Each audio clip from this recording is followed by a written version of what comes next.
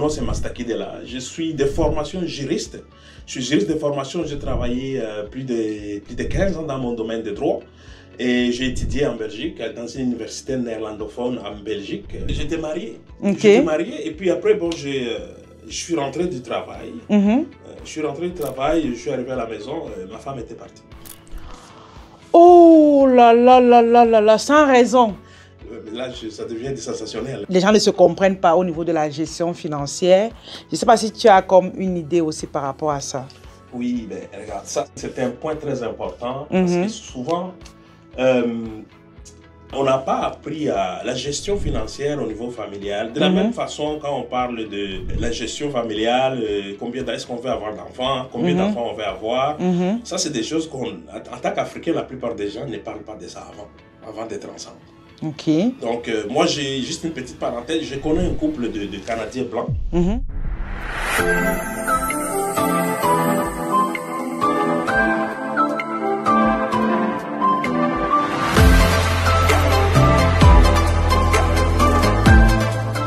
Bonjour Mastaki, bienvenue dans cette magnifique émission Leader Inspirant. Aujourd'hui, nous avons un invité de qualité, quelqu'un qu'on ne présente plus et qui réalise des grandes choses. Sinon, j'espère que vous allez bien. Abonnez-vous à la chaîne si vous êtes nouveau et partagez cette masterclass à ceux qui seront autour de vous. On va plus tarder, on va accueillir notre invité. Bonjour Monsieur Mastaki. Mais bonjour Anastasie, merci beaucoup pour l'invitation, c'est très apprécié, vraiment. Comment ça va? Je vais très bien, je vais très bien. Et toi-même? Oh, je vais très bien, merci. Écoute, si on est à Montréal, c'est l'hiver, mais bon, on est habitué. Ok. Ouais. Bon, déjà, aujourd'hui, on va parler vraiment d'un sujet très pertinent pour ceux qui aspirent à se lancer dans l'entrepreneuriat au Canada et même partout ailleurs. C'est un expert en comptabilité, un expert dans tout ce qui tourne autour des impôts, dans tout ce qui tourne autour de comment gagner beaucoup d'argent. Il va vraiment partager avec nous ses pépites. C'est quelqu'un qui a fait 35 ans au Canada. Est-ce que vous pouvez imaginer un peu l'expérience qu'il peut avoir et qu'il peut partager avec nous? Donc, reste connecté jusqu'à la fin. On va faire plusieurs chemins ensemble. S'il vous plaît, si tu veux vraiment aller loin et réussir sans faire trop d'efforts, tu dois regarder cette masterclass. J'appelle ça une masterclass parce que, évidemment, c'est le cas. Déjà, pour toi qui es nouvelle sur la chaîne, moi, je suis Anastasie Kadi. C'est moi qui détiens cette chaîne. Je suis là pour vous aider à vous lancer dans les affaires et à réussir. Déjà, n'oublie pas de prendre ton ticket pour le sprint. D'accord? On va plus tarder. Notre invité va se présenter. Il va dire qui il est. Et voilà, on va continuer. Merci beaucoup. Merci Anastasie. Mais merci. Une chose, oui, ça fait 35 ans que je suis en Occident. Okay. Ça veut dire que j'ai passé 20 ans en Europe. Donc, 20 ans en Europe. Ça fait 16 ans bientôt au Canada. Oh. Donc, du coup, je parle aussi du Nord. Je parle de l'Europe. Je parle aussi de l'Amérique du Nord. Voilà pourquoi je suis plus... Lorsque j'ai dit ici que tu veux réussir l'entrepreneuriat partout ailleurs, c'est vraiment le cas. Waouh. Ouais, mais il faut comprendre que moi, vraiment, le goût ou la fibre entrepreneuriale chez moi, ça a été vraiment provoqué ou allumé vraiment quand je suis arrivé au Canada. C'est vraiment ici. Parce que l'Europe, j'ai vécu là-bas très longtemps, bien sûr, mais la mentalité n'est pas la même. Je ne dis pas qu'il n'y a pas d'entrepreneurs et des immigrants entrepreneurs en Europe, mais c'est juste que ici, il y a un climat qui favorise vraiment l'entrepreneuriat des communautés noires au Canada, des communautés des immigrants au Canada. Et moi, c'est vraiment ici. Personnellement, je suis, donc mon nom c'est Mastaki Dela. Je suis de formation juriste. Je suis juriste de formation, j'ai travaillé plus de 15 ans dans mon domaine de droit. Et j'ai étudié en Belgique, dans une université néerlandophone en Belgique, l'université de Gand, qui est néerlandophone. J'ai fait mes études de droit là-bas. Quand je suis arrivé au Canada, j'ai repris mes études de droit. Comme la plupart des immigrants, quand tu arrives ici, ben, tu dois refaire tes études, des équivalences et tout ça. Là, moi, j'ai fait tout ça. Je suis allé étudier encore à l'université de Montréal pour me remettre à niveau. Ok. Et par après, j'ai travaillé quand même environ 6 ans à l'aide juridique de Montréal. Wow. Par après, je me suis dit non, écoute là. Donc, j'ai regardé, je dis non. Ici, je ne peux pas passer mon temps en train d'accumuler, de magasiner des diplômes, un master ici, une maîtrise là-bas, un master ici, un doctorat là-bas. Je dis non, ça, ce n'est pas la bonne façon de faire. Parce que en tout cas, tu vas nous dire par la suite quelle sera la bonne manière de faire pour ne pas être seulement là à faire des diplômes, à travailler pour les gens. Tu vas nous expliquer comment est-ce que toi, tu as procédé. Maintenant, avant d'aller plus loin, tu vas tout nous dire, bien sûr. Déjà, c'est vrai, nous sommes au Canada. C'est un pays où on rencontre plusieurs pays différents. Déjà, toi, tu es de quelle nationalité, pour être plus clair? Oui, hein, écoute, je magasinais aussi des nationalités en passant. Donc, d'origine congolaise, la RDC, Congo-Kinshasa. J'ai grandi au Congo, bien sûr. J'ai quitté là-bas, je suis arrivé en Europe, j'avais 17 ans. OK. À l'époque, là. Donc, du coup, les gens qui sont très forts en mathématiques, ils vont déjà détecter quel âge j'ai. Mais en réalité, donc, et puis là, c'est comme ça que après, j'ai acquis la nationalité belge. OK. Donc, présentement, j'ai un passeport belge. OK. Ça fait 16 ans que je suis au Canada. Donc là, je suis en train de faire les démarches pour avoir la citoyenneté canadienne. C'est par opportunisme. Ouais, et puis, j'aime le Canada aussi, oui, bien sûr. Mais c'est par opportunisme parce que quand tu es dans les affaires, ça prend un peu plus de 1 ou 2 passeports. Moi, j'ai compris ça. N'est-ce pas? Elon Musk... Pour les gens qui ne le savent pas, l'homme le plus riche de la planète, Elon Musk, le propriétaire de SpaceX, des propriétaires de X, les propriétaires de tout, de Tesla, ben, il est sud-africain, il est né en Afrique du Sud, à Pretoria. Il est américain, il est canadien. Et j'imagine qu'il a tous ces passeports-là, parce qu'il arrête pas. Il se déplace beaucoup. Il se déplace beaucoup, mais il s'en mêle aussi de toutes sortes. Il se mêle de la politique américaine, il se mêle de la politique canadienne, il se mêle aussi de la politique sud-africaine. Wow. Ok, donc écoute, ça c'est les affaires, tu peux pas t'es limité avec un passeport. Donc, c'est important aussi que nos gouvernements comprennent ça. Ok, je comprends. Donc, juste pour dire quoi? Juste pour dire que si une personne a la possibilité de prendre plusieurs passeports, qu'il aille prendre des passeports, c'est ça? C'est ce que tu veux dire? Il doit remplir les conditions. S'il remplit les conditions là où il se trouve pour être canadien, pour être je ne sais pas quelle autre nationalité, pour ceux qui sont au Canada par exemple, mais si vous avez 3 ou 4 ans ou plus ici au Canada, un séjour légal bien sûr, là je mets ma casquette de juriste là, il faut être légal, un séjour légal au Canada, mais bien sûr 3 ou 4 ans ou plus, mais ça peut vous donner déjà le droit de faire la demande de la citoyenneté canadienne. Et tu recommandes à quelqu'un de prendre cette nationalité-là de façon obligatoire ou c'est un choix? Et c'est toujours un choix. On ne peut pas obliger quelqu'un de... Il y en a des gens, moi j'ai rencontré par exemple des Congolais qui disent non, moi c'est le Congo et rien d'autre. Je vis ce genre de personnes-là s'accrocher à leur citoyenneté d'origine. Bon, moi je dis, moi je trouve que c'est sa limite. Sa limite. Je connais un pays que je ne vais pas citer, dont le président il milite beaucoup pour son pays, pour son peuple. Et lui, là, il encourage ses citoyens de prendre des passeports de plusieurs pays. Il encourage. Il encourage. J'ai vu des citoyens de ces pays-là, dont je ne vais pas citer le nom, pour plusieurs raisons, qui ont 3, 4, 5 passeports même. Et c'est le pays qui encourage cela? C'est le pays même qui encourage, oui. Waouh! Et mais selon toi, quel est l'avantage à encourager des personnes à avoir plusieurs passeports? Mais pour les affaires, le business, les affaires, les voyages, faciliter les affaires, les voyages. Tu n'as pas tout le temps à demander des visas à gauche, à droite. Parce que, je te donne un exemple, moi j'ai un passeport belge, je suis citoyen belge, je parle la langue officielle de la Belgique couramment, le français et le néerlandais.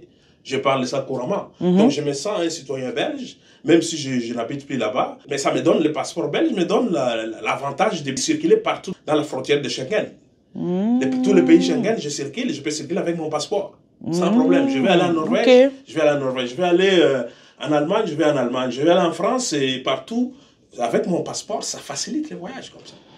Je vais venir aux États-Unis, mais même pour aller aux États-Unis, la raison pour laquelle je n'ai pas pris les citoyennetés canadiennes encore, parce que quand j'allais aux États-Unis, avant la Covid, surtout, j'y allais presque toutes les 2 semaines, mais à la frontière, j'avais juste à faire un petit enregistrement et puis je paye $12 et puis je pouvais passer sans problème. À l'époque, ça passait sans problème. Même maintenant, c'est la même chose. Avec mon passeport européen, tu as le droit d'aller aux États-Unis avec juste ce qu'on appelle un programme ISTA. C'est ce que tu enregistres en ligne et puis quand tu arrives à la frontière, ils mettent juste un petit cachet et puis voilà, c'est tout. Ça, c'est avec ton passeport belge. Exactement.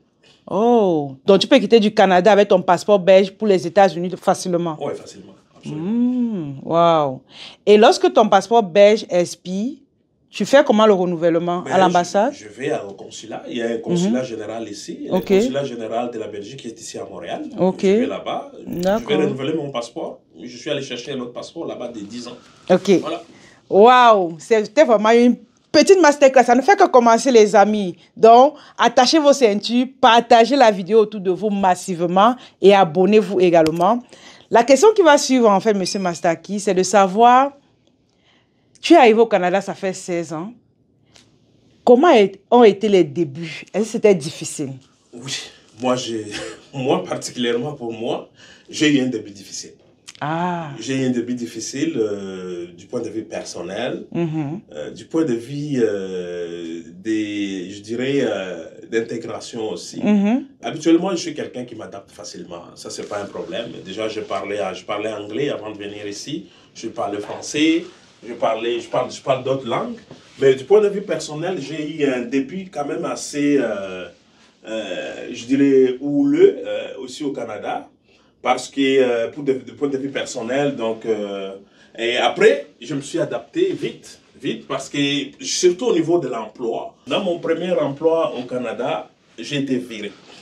Oh! Le tout premier emploi que j'ai eu au Canada, j'ai été viré pour des raisons qui n'ont rien à voir avec mes compétences. Est-ce qu'on peut avoir la raison, s'il te plaît?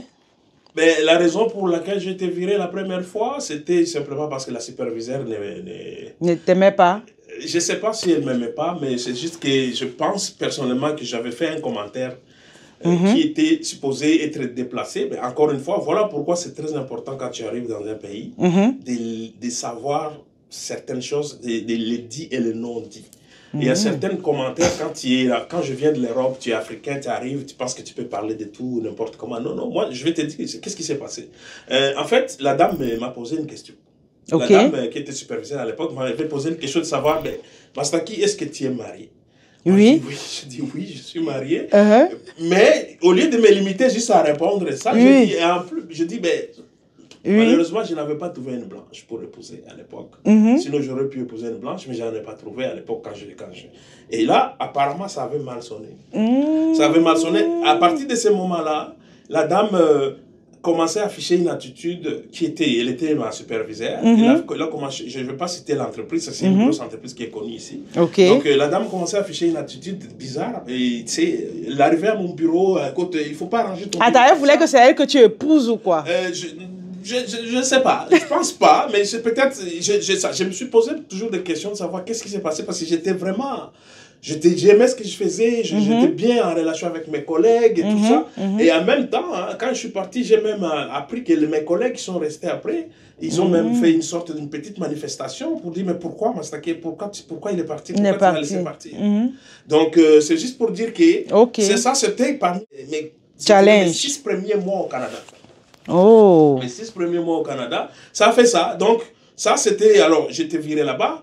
Alors, quand j'étais viré là-bas, je trouvais vite là, je trouvais quand même un autre emploi. Un autre emploi très intéressant, encore beaucoup plus intéressant. Mais là, c'est quelque chose de personnel qui est arrivé dans ma vie. Donc, ce qui fait que ça m'a bouleversé. Tu as la possibilité de prendre un joker. Quelle est la chose personnelle qui est arrivée dans ta vie?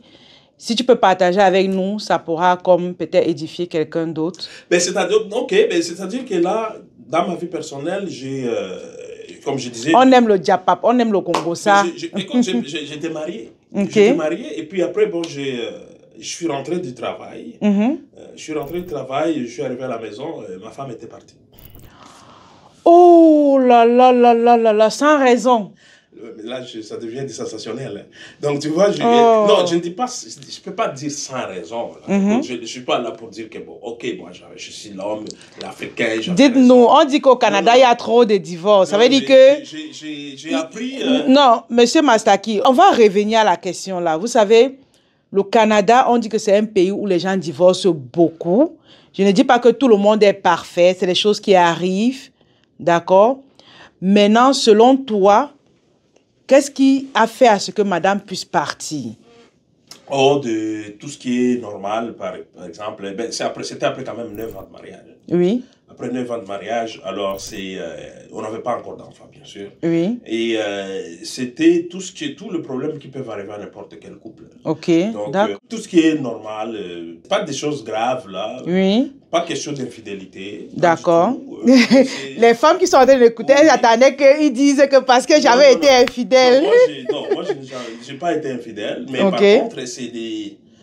Des ce qu'on appelle malentendus. en anglais mismatch, peut-être incompatibilité. Oui. Des choses comme ça, parce que je peux pas, en tant que, je peux pas m'asseoir là-bas en train de dire, ben, c'était la faute à mon ex. Non, ça c'est pas moi, là. Je suis pas comme ça. D'accord. Donc, mais je peux dire seulement que, ben, ça, il faut être à deux pour danser au tango, là, comme on dit. Donc, C'est ça. une bouteille ne peut pas faire à elle tout seul, elle ne peut pas faire de bruit. Il faut être à deux pour ça. Exactement. Donc, voilà, c'est un peu ça, je peux dire, pour couper court. D'accord, d'accord. Merci. On a un peu compris quand même. Un peu comme Mais on dit ici au Canada, les gens divorcent beaucoup. Parfois, on donne comme raison que c'est par rapport à l'argent. Les gens ne se comprennent pas au niveau de la gestion financière. Je ne sais pas si tu as comme une idée aussi par rapport à ça. Oui, ben, regarde, ça, c'est un point très important parce que souvent, on n'a pas appris à la gestion financière au niveau familial. De la même façon, quand on parle de la gestion familiale, combien est-ce qu'on veut avoir d'enfants, combien d'enfants on veut avoir, ça, c'est des choses qu'on, en tant qu'Africain, la plupart des gens ne parlent pas de ça avant d'être ensemble. Ok. Donc, moi, j'ai juste une petite parenthèse. Je connais un couple de Canadiens blancs. C'était attendu de dire que nous, on ne va pas avoir d'enfants. Un jeune couple, nous, on va pas avoir d'enfants. Ils étaient heureux ensemble comme ça. Sans enfants. Okay. À un moment donné, la femme, sa maternité commençait à pousser, et puis il dit à son mari, écoute, moi, finalement, j'aimerais quand même avoir un bébé. Elle a changé d'avis après. Elle a changé d'avis en cours de route, et puis ils ont divorcé à cause de ça. Ah, ouais. Donc, du coup, bon, en tant que, pour les Africains, moi, je peux dire que ben, c'est ça. Du coup, il faut parler de beaucoup de choses avant, y compris les finances.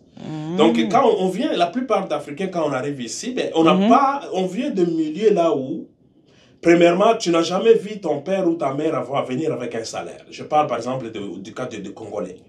Tu viens ici, tu n'as jamais vu ton père, tu n'as jamais vu ta mère venir avec un salaire à la maison. Tu arrives dans un pays là où, et les femmes, et les hommes peuvent travailler et mériter un salaire. Wow. Et quand tu arrives comme ça, là, 2 semaines après, tu as ta paye. Mais qu'est-ce qui se passe quand tu as ta paye? Oh mon Dieu, c'est aveuglant, non? Surtout pour nous, les femmes. Oui, ça va être aveuglant. Tu dis, bon, moi, j'ai ma paye, j'ai un salaire, moi. Qu'est-ce que mon homme ou ma femme peut me dire encore? J'ai un salaire, je gagne un salaire. Donc, à la maison, on va être égaux. On est égal. Donc, moi, je contribue, toi, tu contribues. Alors, pourquoi? Tu peux envoyer ton mari faire la vaisselle, faire les lits, arranger je sais pas, nettoyer, tout ça là. Ben, tu peux. Ben, ça dépend des cultures, des traditions, mais c'est ce qui se passe ici. Donc là, parce qu'ici, une Québécoise peut envoyer son mari, va faire ta linge. Oui, ils font. Les habits dans la lessive. Ben, elles font ça. Mais nous, Africains. Nous, Africains, quand on arrive ici, nous voulons parfois, effectivement, copier certaines affaires qui, pas forcément mauvaises, mais qui ne sont pas peut-être adéquates à notre culture. Et il faut y aller quand même très lentement. Mais moi, je dis toujours à gradient. Il faut y aller à gradient. Ça, c'est pour... Tu es en train de parler aux femmes, c'est ça, hein? Que ce soit les femmes. Parce que pour les hommes, il y a des choses aussi qui sont applicables aux hommes. Par exemple, bon, la plupart, si on n'a pas eu l'habitude chez soi de dire, ben, tu n'as jamais vu ton père ou ta mère dire à ta mère ou à ton père, je t'aime. Mais toi, tu as la bouche lourde pour dire ça à ta femme ou à ton mari, je t'aime. Exactement. Et qu'est-ce qui se passe là-bas? Des choses comme ça, dire à ta femme, je t'aime, chérie. Dire à ta femme, je t'aime, ma femme. Mais pour certains hommes, c'est lourd. Donc, selon toi, le problème qui vient parfois des hommes, c'est qu'ils ne sont pas attentionnés à leurs femmes. C'est ce que ça veut dire? Mais ça peut arriver. Et vice-versa. Ok. Et vice-versa. Moi, je dis toujours vice-versa. D'accord, d'accord. Donc, pour conclure, en fait, cette partie, tu as dit les raisons du divorce, la plupart ici au Canada, il y en a plusieurs. Mais l'un, ce qui mine le plus quand même, c'est les finances. L'argent des enfants, les allocations familiales pour les enfants. Ok. Actuellement, ici au Canada, l'argent des enfants, l'allocation familiale, ça vient au nom de la maman, au nom de la femme. C'est supposé être au nom de la maman. Donc, c'est elle qui gère ça. Il y a certains hommes qui s'en mêlent, qui viennent mettre leur nez dans les affaires. On les connaît. Et puis dit, écoute, chérie, écoute, c'est quand l'argent va rentrer quand? Et puis bon, voilà. Là, les chicanes, les disputes commencent. Au lieu d'aller démarrer un business, pour que ça génère un peu plus d'argent, mais tu te contentes de l'argent des enfants, mais ça va créer des ennuis à la maison, c'est sûr et certain. D'accord. Même si ici au Canada, le gouvernement considère cet argent-là comme faisant partie du revenu familial. Familial. Mais c'est la femme qui gère ça. Exactement. Exactement. Waouh. Donc, on va fermer. C'était une parenthèse qu'on va fermer. On va revenir à l'histoire. Tu as dit les débuts, c'était facile. Donc, on veut arriver de qui tu es maintenant. Voilà. Donc, les débuts, c'était difficile. Tu as travaillé quelque part. On t'a renvoyé. Par la suite, on t'écoute. Oui, la deuxième part. Oui, mon deuxième job, j'ai été viré aussi. La deuxième fois. Waouh. C'était vraiment compliqué. Hein? Donc, viré à cause des situations qui est arrivées pour la séparation. Et puis après, là, c'était dur parce que j'allais au travail, mais je ne voulais pas dire aux collègues, à mon patron, qu'est-ce qui m'est arrivé dans ma vie privée. Okay. Je me disais, si je dis ça, peut-être ils vont mal prendre ça. Ou, donc, c'est peut-être une erreur que j'avais faite de ne pas... leur dire. De ne pas m'ouvrir à mon superviseur. Parce que quand tu viens au travail, tu es morose, tu es triste. Et il te demande... Tout le temps. Oui, mais qu'est-ce qui se passe? Je dis non, je suis correct. Mais en même temps, ta performance diminue. Mais qu'est-ce qui se passe? Qu'est-ce qui arrive? Tu n'étais pas comme ça. Qu'est-ce qui a changé? Non, je suis correct, tout va bien. Après 2-3 avertissements, ils te mettent à la porte. Mais j'aurais peut-être dû dire, écoutez, mais là, je traverse une situation compliquée dans ma vie privée. Ils pouvaient te comprendre. Peut-être ils pourraient me faire un suivi personnalisé, tout ça au niveau du travail, pour voir comment chercher de l'aide pour moi. Exactement. Mais je n'avais pas fait ça. Donc, du coup, ça, c'est important aussi à comprendre. Si tu as des problèmes dans ta vie privée, soit tu dois t'arranger à chercher des solutions rapidement pour que ça n'affecte pas ton mental, ta psychologie, ou soit tu dis à ton patron, voilà ce que j'ai traversé. Si vous voyez une diminution de ma production, de ma productivité, mais ça peut être à cause de ça. Donc, c'est ça, je pense que c'est quelque chose que je n'avais pas fait à l'époque. Donc, c'est une erreur. Ça veut dire que ceux qui nous écoutent aujourd'hui, s'ils ont des problèmes privés qui vont affecter leur travail, selon toi, c'est qu'il faut quand même en parler. Il faut en parler. C'est pas seulement une séparation, ça peut être des problèmes personnels. Quelqu'un peut traverser une dépression pour plusieurs raisons, mais tu n'en parles pas. Parce que les Africains, ils pensent que la dépression n'existe pas. Et alors, tu vas dire, bon, je vais m'asseoir, je suis très fort, mais en même temps, eux, ils voient que ça affecte. Ça affecte le travail. Tu es tout le temps nerveux, et tout ça avec tes collègues. Et puis donc, il faut vraiment en parler. Parler soit avec un professionnel pour chercher de l'aide, ou carrément pour qu'ils soient au courant de ça. Ça, c'était dans ma situation. Donc, ça, c'était mon deuxième emploi. Wow. Et puis là, j'ai trouvé un troisième emploi. Et ben, ça ne m'empêchait pas de trouver d'autres emplois. J'ai trouvé vite un autre emploi, là où j'ai duré. Là, je suis resté là-bas quand même plusieurs années. Je pense 6 ans même. Et quel était ton poste là-bas? Là, j'étais assistant d'avocat parce que moi, je n'étais pas encore inscrit au barreau à l'époque. Je travaillais avec les avocats, je préparais toutes sortes d'affaires au niveau juridique, mais à l'aide juridique de Montréal. Mais donc, du coup, c'était dans mon domaine. Mais en même temps, je travaillais à un niveau qui était inférieur à mon diplôme, à mes qualifications académiques, que ce qui est le cas de beaucoup d'immigrants qui arrivent, beaucoup d'Africains. Ils vont rarement travailler dans leur domaine de prédilection. À moins Mais quel est le problème à ça? Pourquoi beaucoup d'immigrants ne travaillent pas dans le cadre de ce qu'ils ont appris, disons, depuis leur pays? Ben c'est parce qu'il faut faire des équivalences ici. Il y a des lois et ici, il y a des règlements qu'il faut respecter. Dans certains domaines, tu as étudié en Afrique, mais ici, ils exigent il y a certains standards que tu dois prouver que tu as déjà au niveau académique. Voilà pourquoi ils exigent à faire des équivalences. Et certains, il y en a qui ne font pas ces équivalences-là, ils vont retourner aux études. Il y en a qui le font, malgré que tu as fait des équivalences, mais l'employeur ou le futur employeur va regarder ton CV, il va dire, ben, non, c'est pas suffisant, parce que bon, là, on ne voit pas d'expérience canadienne, on ne voit pas d'expérience québécoise. Donc là, tu te retrouves du coup à aller faire un petit job, tu vas faire un petit job qui n'est pas de ton niveau. Parfois, même, moi je dis même, pour ceux qui m'écoutent, ici au Québec, si vous êtes africain ou immigrant, si vous êtes surdiplômé, parce que moi, j'ai un endroit là où ils m'avaient dit à l'époque, tu as trop de diplômes pour nous pour qu'on t'engage. Oh. Tu es surdiplômé. Wow. Parce que moi, en tant qu'Africain, Congolais, fier, j'étalais tous mes diplômes sur mon CV parce que je voulais impressionner mon employeur. Je ne savais pas que j'étais en train de me mettre t'enfoncer le bâton dans les roues. Donc ça, c'est pas bon. Mettez un petit truc. Regardez, lisez bien la description des tâches. Et prenez une petite affaire qui est adaptée vraiment à l'emploi qu'on te propose. Même si tu as lavé la vaisselle dans un restaurant en tant qu'étudiant. Si tu as fait un job étudiant, tu as fait la plonge, Mais si tu travailles si c'est dans la restauration que tu cherches du travail, mets ça et oublie ta maîtrise, oublie ça, enlève ça de ton CV. Tu vas avoir du travail rapidement. Ça, c'est un gros secret que tu partages avec nous, là. Parce que parfois, lorsqu'on trouve du travail, on se dit, en mettant tout le bagage intellectuel qu'on a et tout, on va être facilement recruté. Non. Donc, c'est le contraire plutôt. C'est le contraire parce que parfois même, tu risques d'intimider même ton futur employeur, toi-même. Et ce n'est pas toujours bon pour toi.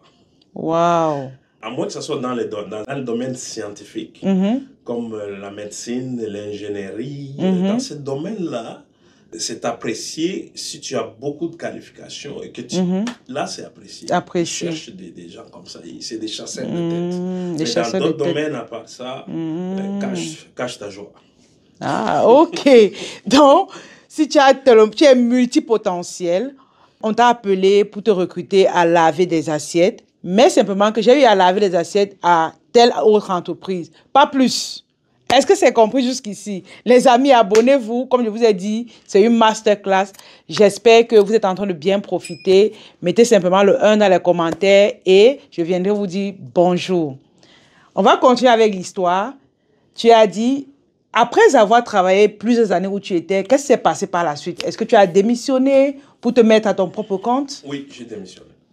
Pourquoi? J'ai démissionné et pour me mettre à mon propre compte, j'ai démissionné parce que premièrement, je sentais que je m'étouffais, je n'étais pas au bon endroit. Je sentais que c'est pas ça que j'ai pas quitté l'Afrique pour ça, j'ai pas quitté l'Europe pour ça. Ça commence bien. Je me suis dit non, il y a quelque chose qui se passe, que je dois faire vite, sinon je m'étouffe. Heureusement, parce que j'étais déjà remarié, écoutez, j'avais pris juste une année de pause et puis là, j'ai rencontré ma femme. Et puis, quand j'ai rencontré ma femme, présentement, c'est elle qui m'a encouragé. C'est parce que c'est important aussi, quand il y a un partenaire ou une partenaire, que vous devez vous deux regarder dans la même direction. Exactement. Il faut vraiment regarder dans la même direction. Il ne faut pas qu'un regarde devant, l'autre derrière ou à gauche, à droite. Non. Mauvaise formule. Il faut regarder dans la même direction. Quand vous regardez dans la même direction, moi j'ai démissionné et puis je suis arrivé à la maison. En plus, ma femme n'avait pas de travail à ce moment-là. Et elle a juste dit, ah oui, ok, bon, je lui ai expliqué pourquoi. Elle a dit, écoute, je te soutiens dans ce que tu fais, ça va aller, on va se battre et on va y arriver. Et voilà, c'est comme ça que je dis, écoutez, moi, je vais me focuser avec mon entreprise. Je vais aller vraiment travailler à temps plein là-dedans. Et c'est comme ça que c'est grâce à elle, en fait, que j'ai eu le courage même Parce que, écoute, c'est pas normal que quand tu quittes un emploi, tu sens qu'il y a un poids qui vient de quitter tes épaules. Je disais, mais comment ça se fait que je viens de démissionner là, après 6 ans d'expérience professionnelle, je me sens bien. Comment ça se fait? Ça veut dire qu'il y a quelque chose quand même qui vient de se passer dans mon univers. Dis-nous. Alors là, je me suis dit, non, mais voilà, j'ai décidé, tiens, donc ça veut dire que qu'est-ce que c'est que j'étais en train de faire? Ce n'était pas vraiment ma destinée. Oh, là, on arrive quelque part d'inspirant et de consistant, la destinée. Donc, juste pour dire que quand tu es quelque part qui n'est pas le chemin de ta destinée, tu es mal à l'aise, c'est ça? Tu vas te sentir mal à l'aise. Si tu fais attention, si tu si tu écoutes ton cœur, tu écoutes tes pensées, même si tu es compétent, mais tu te retrouves en train de faire des erreurs inutiles. Tu te dis, mais comment je peux faire des erreurs comme ça? Pourtant, j'ai toutes les qualifications nécessaires. C'est juste parce que tu n'es pas à la bonne place. Waouh!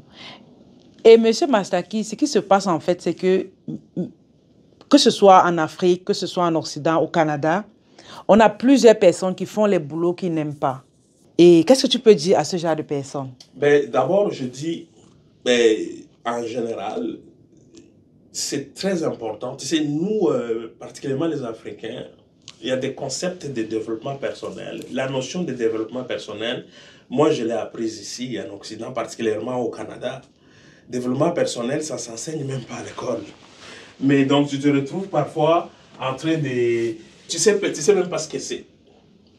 Quand on parle de développement personnel, tu te dis, c'est savoir qui tu es, d'où tu viens, où est-ce que tu es, où est-ce que tu veux aller. Réellement, ce sont les réponses à ces questions-là. Ce sont vraiment les réponses à ces questions-là qui vont te pousser vraiment à dire, tiens, je vais me retrouver moi-même, qui suis-je? Et quand tu te découvres toi-même, tu viens de découvrir tout un univers. Parce que tu es un univers toi-même. Tu es un univers, tu découvres tout un univers. Et c'est comme ça, quand tu te connais bien toi-même, on a dit, il y a un philosophe qui a dit, connais-toi toi-même. Exactement. Mais là, ça va te pousser à faire de bons choix professionnels et tout ça. Donc ça, c'est un autre domaine au niveau de développement personnel que moi, j'encourage, que tu sois au Canada, que tu sois en Afrique, très important. C'est un domaine que moi, je me suis spécialisé là-dedans finalement, pour savoir qu'effectivement, coacher quelqu'un à trouver sa mission, sa destinée. Qu'est-ce que je suis faire ici sur Terre? C'est très important, ces questions-là.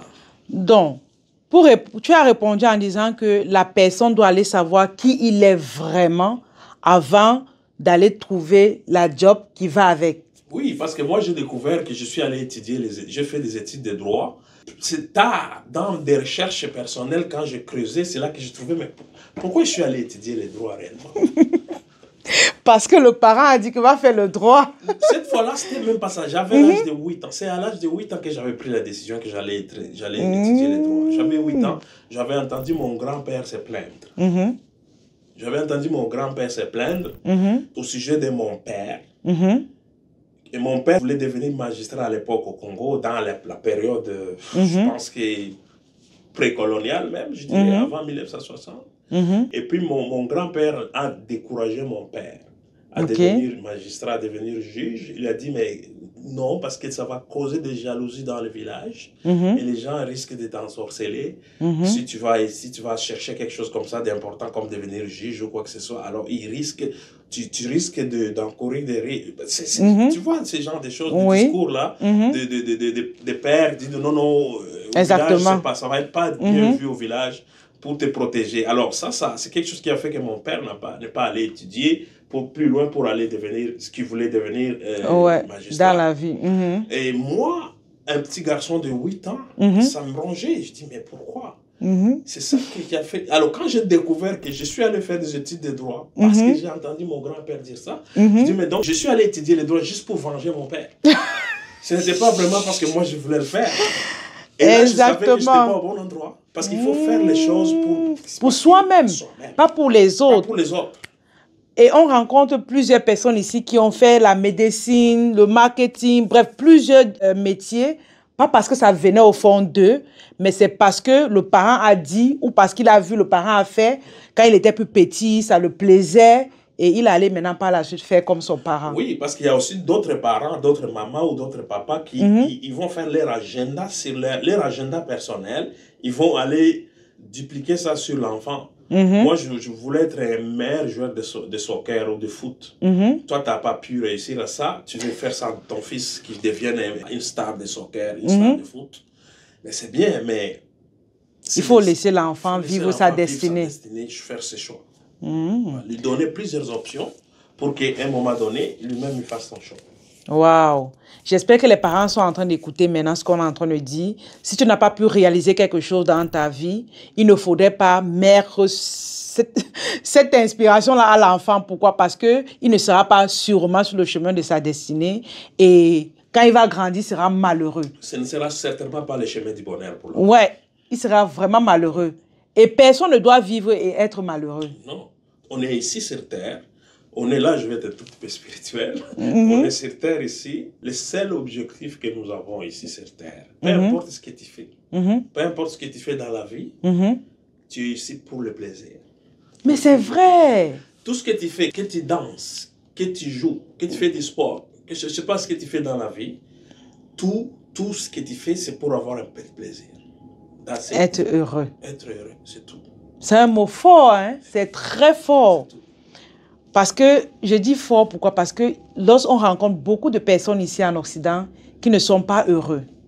Parce que le travail que nous faisons au quotidien, on le fera sur une longue période. Mais tu ne peux pas être dans un job que tu n'aimes pas. Tu es malheureux.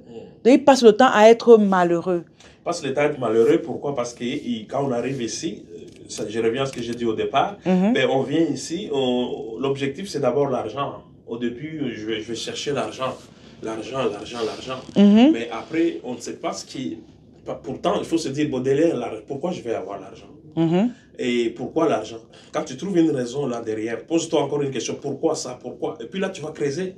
À un moment donné, tu vas te retrouver à dire, ok, c'est pour ça. Ok, d'accord. Mais c'est très, très important de creuser ça. L'argent, c'est juste superficiel. Et puis, on ne définit même pas ce que c'est l'argent. Parce que les gens, ils pensent que l'argent, c'est les dollars, là, les papiers.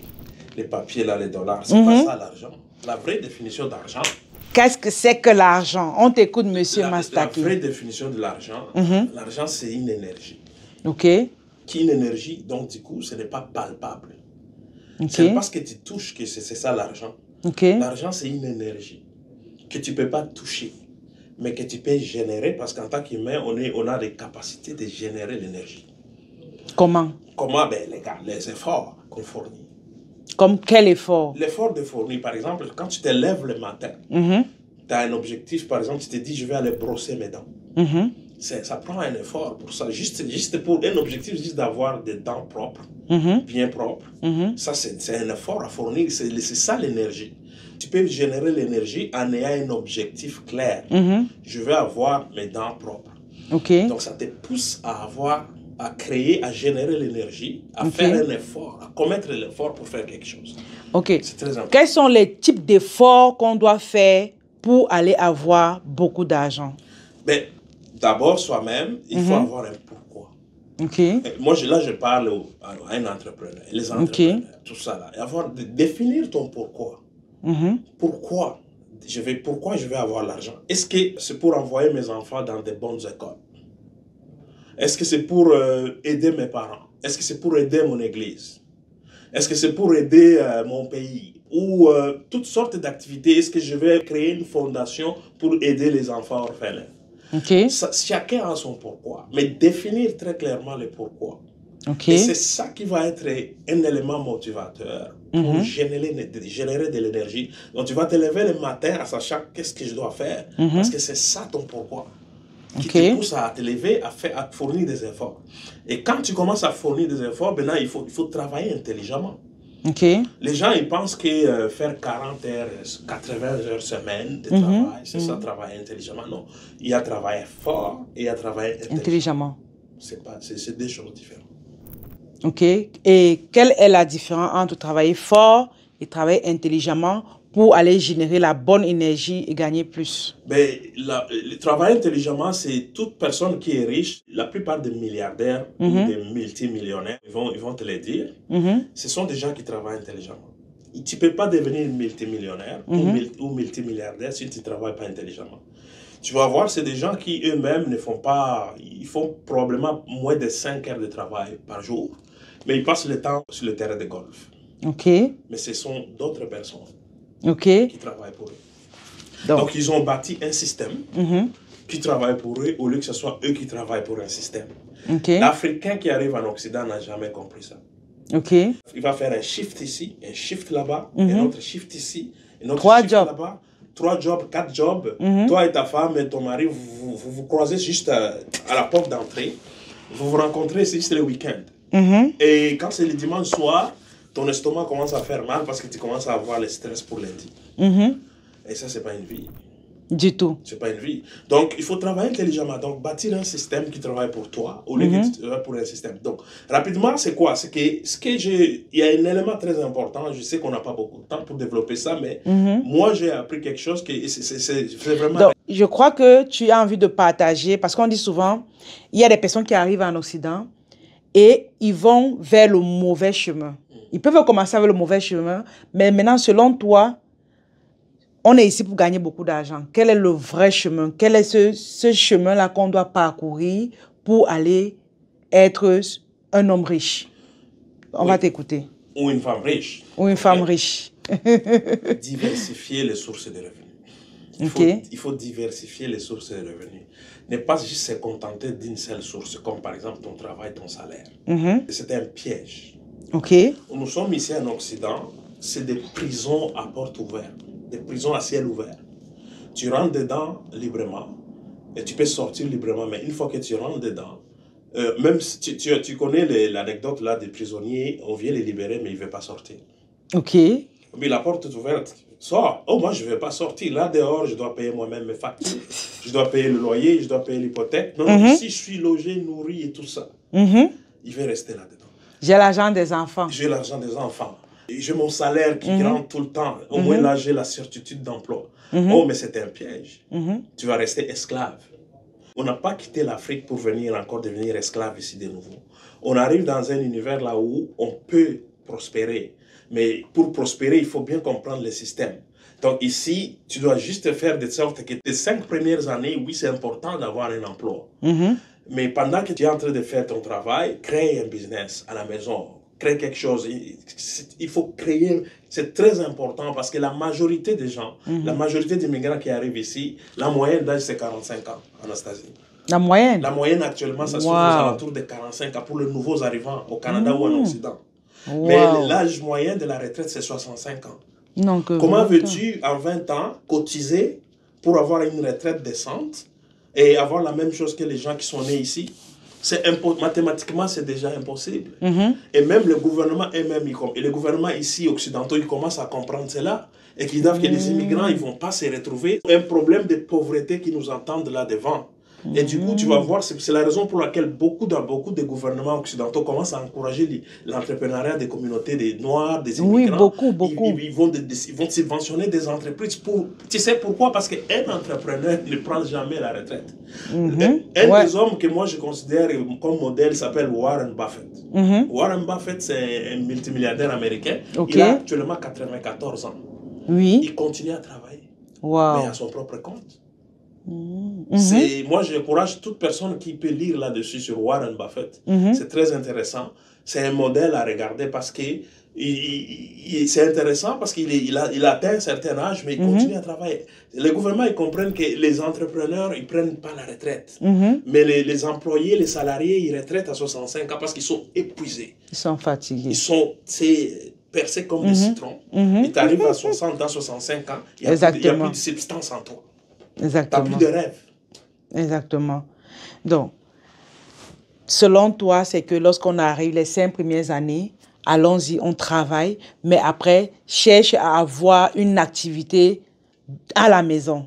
C'est super important. Oui, c'est ce genre de choses-là, pour les gens qui veulent devenir entrepreneurs, qui veulent créer quelque chose ici. Pas seulement 1, 2 ou 3 ans. Moi-même, je suis entrepreneur, j'ai 3 entreprises. Mais j'ai commencé par une entreprise et cette entreprise-là m'a poussé à créer une deuxième et une troisième. Mais quand tu as des gens, tu prends le goût. Et on a compris avec la pandémie, c'est la COVID-19. Mais on a compris que tu ne peux pas te contenter. Si tu étais dans la restauration pendant la COVID, tu étais fini.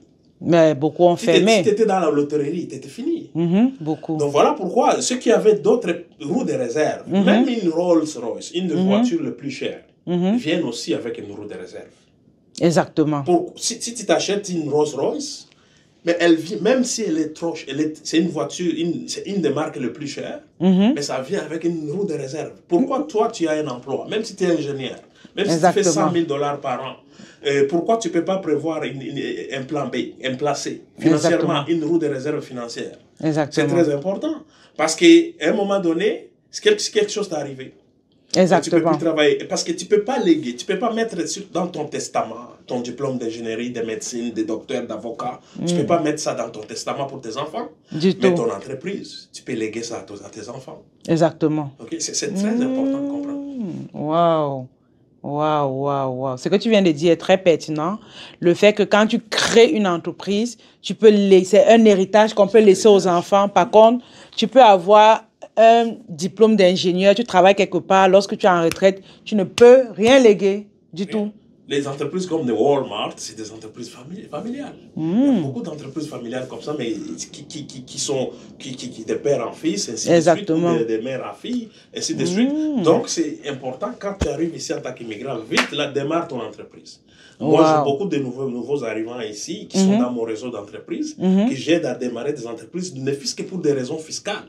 Parce que quand tu travailles fort, surtout dans le domaine de la santé, présentement, on prépare des déclarations de revenus au Canada. Mais regarde le paradoxe. Il y avait à un moment donné, il y a ce qu'on appelle les TSO en domaine de santé, c'est des temps supplémentaires obligatoires, TSO. Oui. On vous oblige à faire des temps supplémentaires, tu ne peux pas refuser. Quand tu ne peux pas refuser, ben, tu vas faire beaucoup plus d'argent quand tu fais des temps supplémentaires. Oui. Tu vas faire beaucoup plus d'argent. Mais qu'est-ce qui arrive? Le gouvernement dit que, oh, mais tu as gagné beaucoup d'argent. Si tu fais 40 000 et qu'avec beaucoup de temps supplémentaire, tu arrives à faire 70 000 dollars, le gouvernement va interpréter ça comme un plus-value, un surgain. Tu gagnes plus d'argent, ils vont te taxer beaucoup plus. Les impôts de quelqu'un qui fait 40 000 et les impôts de quelqu'un qui fait 70 000, c'est pas pareil. Ah La bon? fourchette n'est pas la même. La fourchette n'est pas la même. Donc, du coup, tu te retrouves en train d'être surtaxé fiscalement parce que tu as fait des temps supplémentaires obligatoires. On t'a pourtant obligé. On t'oblige de travailler, on t'oblige de faire des temps supplémentaires et on te punit fiscalement parce que tu as fait beaucoup d'argent. Wow. Donc, ça veut dire que si celui qui a fait 70 000, normal, que son taux c'est 70 000 l'année, il est peut-être taxé, disons, de 20%. Maintenant, toi qui as d'abord tes 40 000 et puis tu fais 30 000 de plus, lui, il peut être taxé de combien? Mais non, pareil, tu vas être taxé de la même chose. Dans ton exemple, tu vas être aussi sur le 20% de 70 000. Oui. Ah. Donc, pourtant, les 30 000 là, tu avais peut-être 10%. À cause de tes temps supplémentaires qui a fait que tu as augmenté tes salaires. Mais je connais un exemple concret ici à Montréal. Une dame, elle était éligible à avoir un logement social. Elle habitait dans un logement social, ça veut dire des gens qui ont un revenu modique. Donc, du coup, elle payait presque pas beaucoup au niveau des loyers. Et quand elle a fait des temps supplémentaires, et puis il y avait de l'équité salariale, le gouvernement a payé beaucoup d'argent dans la santé, elle s'est retrouvée avec un gros salaire. Annuel. Quand elle a présenté son revenu pour le gestionnaire de maisons sociales, maisons sociales, mais qu'est-ce qui s'est passé? C'est qu'elle n'était plus éligible et on l'a sortie de sa maison. Il fallait qu'elle aille chercher un autre appartement. Waouh! Alors qu'elle a... Elle a crié racisme, mais non, parce qu'elle était juste ignorante. Ignorante. Elle n'a pas compris.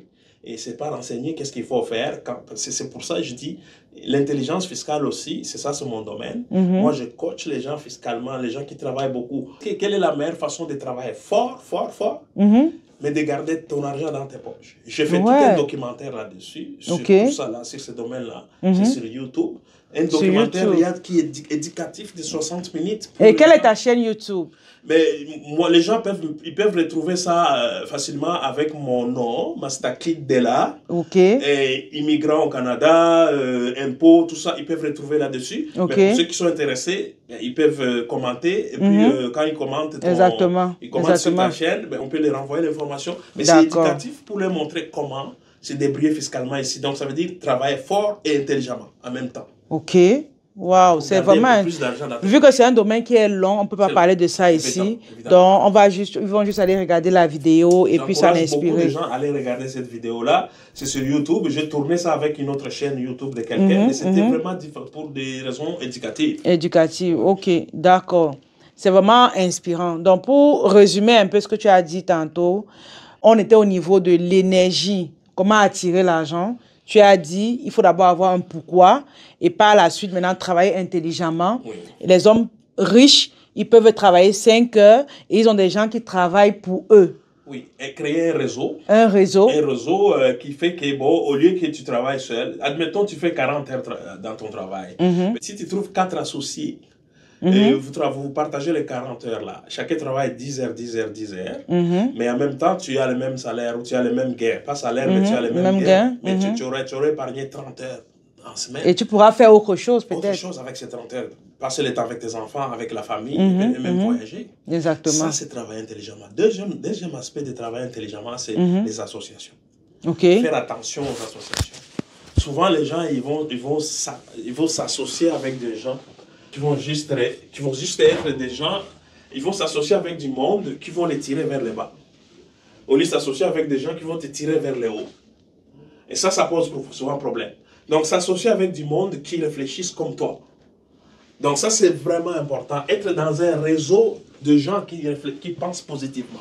Ça, c'est très, très capital. La moyenne de tes 5 personnes les plus proches.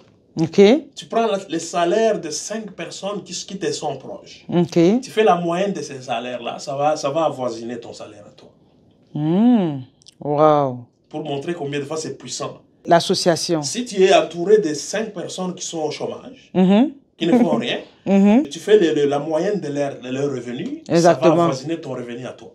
Mais si tu as 5 personnes qui sont des millionnaires autour de toi, tu fais les revenus moyens, ça va avoisiner ce que toi tu gagnes. C'est très important, ça, capital. Donc ça, c'est le troisième élément très important, et rapidement, c'est que, regarde, les riches là, et ça, les milliardaires, ils réfléchissent autrement. Okay. Moi, je ne pensais pas ça comme ça avant. J'ai fait des études de droit. Dis-nous, monsieur Mastaki, on va devenir très, très riche. J'ai fait des études de droit des affaires, tout ça, mais je n'ai jamais appris ça à l'école. La mentalité des riches, comment les riches réfléchissent. On enseigne, même dans les meilleures universités au monde, ce n'est pas enseigné. Tu veux devenir un entrepreneur, ça, tu peux aller étudier le business administration, c'est correct là. Mais ça va t'amener juste à travailler pour quelqu'un d'autre. Mais si tu veux vraiment, tu dois descendre sur le terrain, salir tes mains sur le chantier, en train de travailler sur le terrain. C'est ça que tu vas comprendre bien ce que c'est l'entrepreneuriat. Ça se passe sur le terrain. C'est en faisant. Comme on dit toujours, c'est en forgeant qu'on devient forgeron. Exactement. Donc, il faut aller vraiment travailler. Donc, du coup, comment ils réfléchissent les entrepreneurs? Les riches, vraiment, ils réfléchissent. Comment je l'ai appris il n'y a pas très, très, très longtemps. Ça veut dire que les gens... On a l'exclusivité, alors. Catégorie de... Oui, ça c'est... Moi, je dirais, mais c'est pratiquement un scoop. Ok.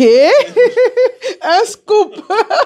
On va avoir l'exclusivité ici maintenant. Écoute, ça c'est vraiment important. C'est-à-dire que moi-même, là, j'étais comme, waouh, c'est quelque chose là. La plupart des gens, ils vont passer leur temps à fuir les problèmes. Moi, je veux pas de problème. Moi, je veux pas de problème. Je veux pas de problème. J'aime la paix. J'aime la paix, là. J'aime la tranquillité d'esprit. Moi, je veux pas de problème. Je veux pas de problème. Je te jure. Si tu regardes chaque personne qui te dit ça, quand tu analyses sa vie, là, tu vas voir qu'il est pauvre. Ok. Moi, je veux pas de problème. Si quelqu'un passe son temps à fuir les problèmes, je te dis, ça, c'est l'ingrédient numéro 1 de la pauvreté. Ok, oui. Qu'est-ce que les riches font? Ils vont, et c'est des gens qui cherchent des problèmes. Ils vont chercher des problèmes. Ils vont regarder les problèmes. Ils vont solutionner ces problèmes-là. Et c'est comme ça qu'ils sont payés. Exactement. Regarde Uber. Uber. Le propriétaire de Uber. Qu'est-ce qui s'est passé? Il a regardé le milieu des taxis, tout ça. Il est venu avec une solution incroyable. Ici au Canada, ça a créé une révolution dans le milieu des taxis. Oui, exactement. L'industrie des taxis ici au Canada, le permis coûtait parfois 200 000, 300 000 dollars. Ici au Canada, quand Uber est venu, il a bouleversé tout ça. Le gouvernement a fait quoi? Il a dit non, on ne peut pas empêcher Uber de fonctionner au Québec, au Canada. Mais ce qu'on va faire pour les gens des taxis, on va vous enlever le permis. Vous n'aurez plus besoin de payer 200 000 dollars. Donc, si tu devais faire le taxi normal, tu devais payer un gros montant. Un gros montant de 200 000, 300 000. C'était carrément une hypothèque. Donc, mais là, maintenant, quand Uber est venu, il a solutionné ce problème-là. Wow. Qu'est-ce qui s'est passé avec d'autres situations? Il y a plein d'autres exemples. Avec Elon Musk, les propriétaires de Tesla. Il a regardé les problèmes de carburant, tout ça, la pollution de la planète, tout ça. Venir avec l'énergie propre, les voitures électriques. Ça, c'était des problèmes sérieux. Regarde aujourd'hui, la plupart des fabricants automobiles aujourd'hui, ils commencent à sortir des voitures électriques. Donc, tu viens avec un problème, tu solutionnes. Non seulement ça, mais tu peux aussi en créer. Tu as déjà pensé au problème, tu as déjà pensé à la solution, mais tu l'injectes dans la société, ces problèmes-là. Et puis tu viens avec la solution toi-même. Donc tu crées un problème. Tu crées un problème. Comment créer un problème? Mais là, on n'aura pas le temps pour ça.